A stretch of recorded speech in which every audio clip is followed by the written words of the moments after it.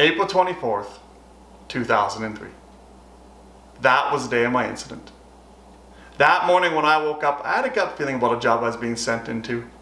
I was being sent into a brand new house to remove vinyl flooring from it using a chemical well beyond what that chemical is meant for. It was a method my employer invented. It was a method he trained me in. It was a method I had used 100 times before in the past. And the reason I had that gut feeling is because whenever I worked with that chemical before in the past, hours after leaving the job, I could taste it on my tongue as the chemical leave my body by breathing it out. And our crew, we had nicknamed that chemical the Happy Tub because it made us a little bit funny in the head. And I didn't want to taste that chemical again. I didn't want a chemical to make me all funny in the head again. So I told my wife I was thinking of phoning in sick because of that job. And I told her that because I was afraid. I was afraid that if I went into work, told my employer about the concerns, refused the unsafe work, that he'd turn around and say to me, "Well, what good are you to me then? I pay you to do jobs, and if you're not going to do my jobs, you're absolutely useless to me. You might as well go hit the road and have fun trying to find another employer who's going to pay you not to do their work." And I couldn't mess up my job. My family depended upon me. My wife was pregnant with our first child. We had just moved into our first house. Right after moving to that house, she was laid off. I was the sole income provider. Not only did my family depend upon me, but my employer depended upon me. He had a whole list of jobs for me to do the next day, let alone what I had to do that day. And the home builder and homeowner, they also depended upon me.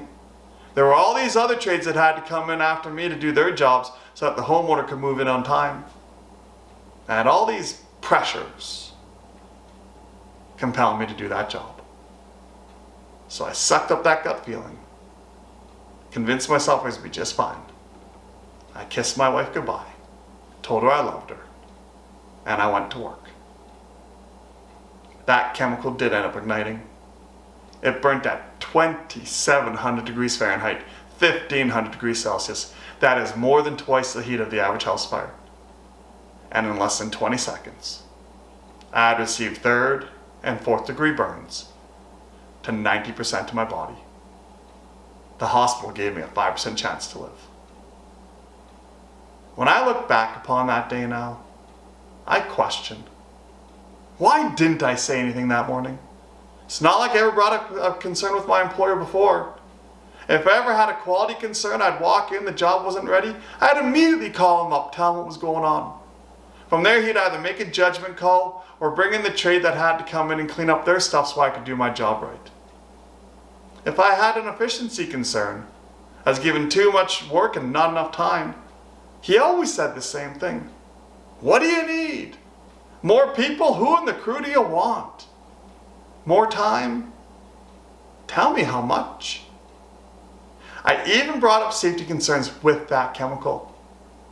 My employer had made up rules where I was supposed to turn down the thermostat to take away ignition source and open up doors and windows for ventilation.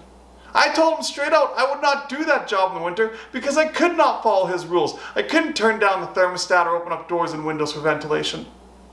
On top of that, I had made my own rules. I had told him straight out, if there's a young child in the house, that child better be gone for the day. Because it wasn't about to put a child through, it was about to put myself through. And do you know what occurred whenever I brought up a concern with my employer? Whether it was on quality, on efficiency, or on safety. All that ever occurred is it opened up a conversation. From there, the hazard was addressed. Together, we found a solution.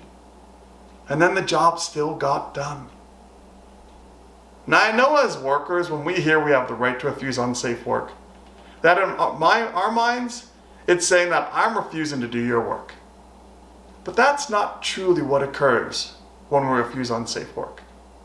What truly occurs when we refuse unsafe work is all that ever happens is it opens up a conversation. From there, the concern is addressed. And then the job still gets done. I have delivered over 1,500 safety presentations. In that time, I have met countless safety professionals. And when I talk to them about the right to refuse unsafe work, they always say the same thing. It's rarely used, if ever at all. We as workers have the power to change that trend, to where we do utilize the right to refuse unsafe work. And what we need to understand is when we refuse unsafe work, we're not saying we're not doing the job. What we're saying is there's hazards we need to address so that we can do the job in a better way, a safer way. Just like if we have a concern with quality or efficiency or with safety. All that ever occurs is we address the concern so the job gets done in a better way. But we need to be careful. We need to be careful that when we refuse unsafe work, we don't come at it from a confrontational point of view. Instead, we come at it from a conversational point of view. So go ahead. Refuse unsafe work. And do so with confidence, knowing that all you're doing is open up a conversation to address the hazards so the job can still get done.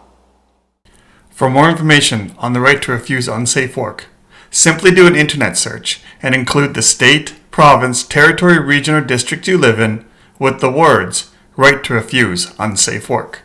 Look for the website that relates to your local government's safety legislation. These websites will tell you what's important to know, how it works, workers' obligations, employers' obligations, and contact information if you need more help or support. Now I hope you enjoyed this Safety Minute. If you want more videos like this, please hit the subscribe button. If you want to bring me out to your workplace so I can share my story with your workers, go to spencerspeaks.ca.